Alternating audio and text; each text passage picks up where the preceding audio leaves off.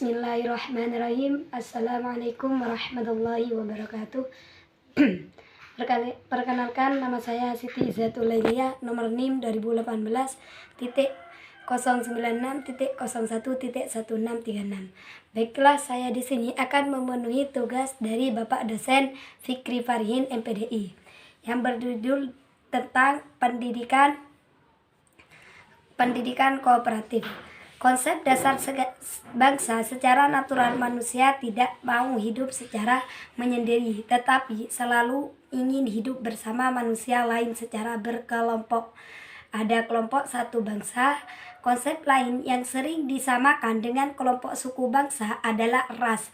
Ras merupakan kelompok masyarakat yang memiliki kesamaan ciri-ciri tertentu seperti warna kulit, perawatan tubuh, bentuk rambut, bentuk wajah, kemancungan hidung, dan bentuk mata, dan lain-lain. Kelompok masyarakat yang tergabung dalam aneka suku bangsa dan ras biasa membentuk menjadi satu bangsa, bisa berdiri sendiri menjadi bangsa yang berbeda.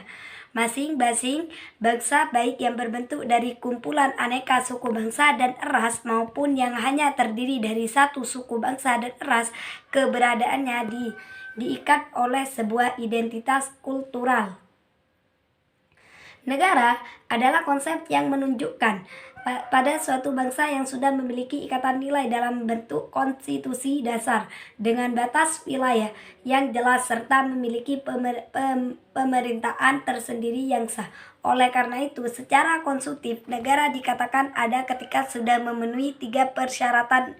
Yang pertama yaitu adanya wilayah dengan batas yang jelas, adanya sejumlah penduduk atau rakyat yang mendiami wilayah, adanya pemerintah yang sah dan berdaulat pemerintah rakyatnya dalam wilayah tersebut.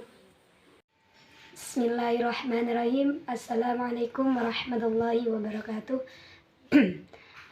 Perkenalkan, nama saya Siti Izzatul Lailiyah, nomor NIM 2018.096.01.1636. Baiklah, saya di sini akan memenuhi tugas dari Bapak dosen Fikri Farihin MPDI yang berjudul tentang pendidikan kooperatif. Konsep dasar bangsa, secara natural manusia tidak mau hidup secara menyendiri, tetapi selalu ingin hidup bersama manusia lain secara berkelompok.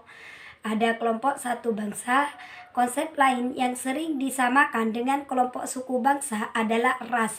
Ras merupakan kelompok masyarakat yang memiliki kesamaan ciri-ciri tertentu seperti warna kulit, perawatan tubuh, bentuk rambut, bentuk wajah, kemancungan hidung, dan bentuk mata, dan lain-lain. Kelompok masyarakat yang tergabung dalam aneka suku bangsa dan ras biasa membentuk menjadi satu bangsa, bisa berdiri sendiri menjadi bangsa yang berbeda. Masing-masing bangsa, baik yang berbentuk dari kumpulan aneka suku bangsa dan ras maupun yang hanya terdiri dari satu suku bangsa dan ras, keberadaannya diikat oleh sebuah identitas kultural. Negara adalah konsep yang menunjukkan pada suatu bangsa yang sudah memiliki ikatan nilai dalam bentuk konstitusi dasar dengan batas wilayah yang jelas serta memiliki pemerintahan tersendiri yang sah. Oleh karena itu, secara konstitutif, negara dikatakan ada ketika sudah memenuhi 3 persyaratan.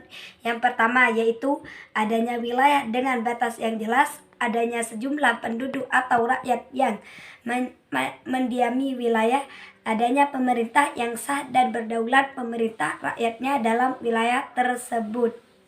Baiklah, selanjutnya yaitu konsep dasar budaya. Konsep dasar budaya dapat berasal dari kata sensekta, yaitu budaya, bentuk jamak dari kata budi yang berarti budi ataupun akal.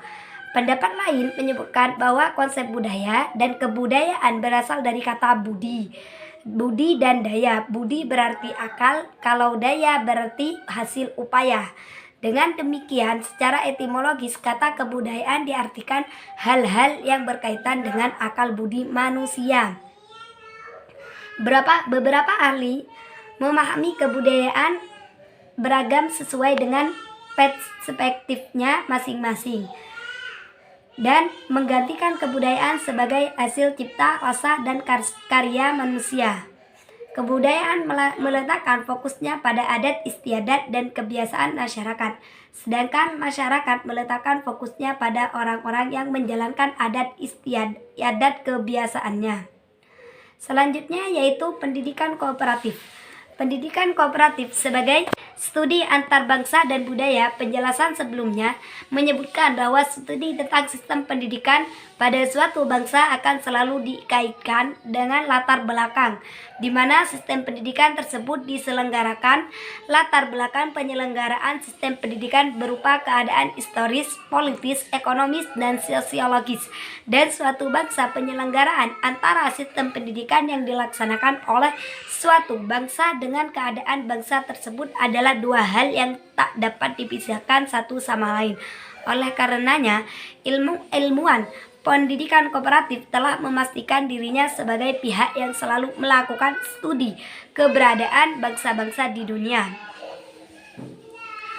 Tingkat kelahiran sedemikian dalam adapun kriteria negara yang sedang berkembang menurut Don Adam dan Buyok adalah sebagai berikut. Yang pertama, tingkat kelahiran kematian yang tertinggi, kondisi situasi lingkungan dan pemelihara kesehatan yang buruk, dan kondisi perumahan yang buruk, dan banyak penduduk bekerja di sektor pertanian. Pendapatan per kapita rendah, rendahnya konsumsi makanan, rendahnya angka melek huruf dan jumlah siswa sekolah. Yang selanjutnya, kondisi kesatuan nasional yang rendah dan tidak merata. Tradisi menentukan perlianan dan stratifikasi sosial dan berdasarkan keturunan. Kurangnya kesetaraan gender, rendahnya tingkat teknologi komunikasi dan transportasi, banyaknya pengguna tenaga kerja kanak-kanak, investasi yang rendah. Cukup sekian dari saya. Bila ada kata yang salah, saya mohon maaf sebesar-besarnya. Wassalamualaikum warahmatullahi wabarakatuh.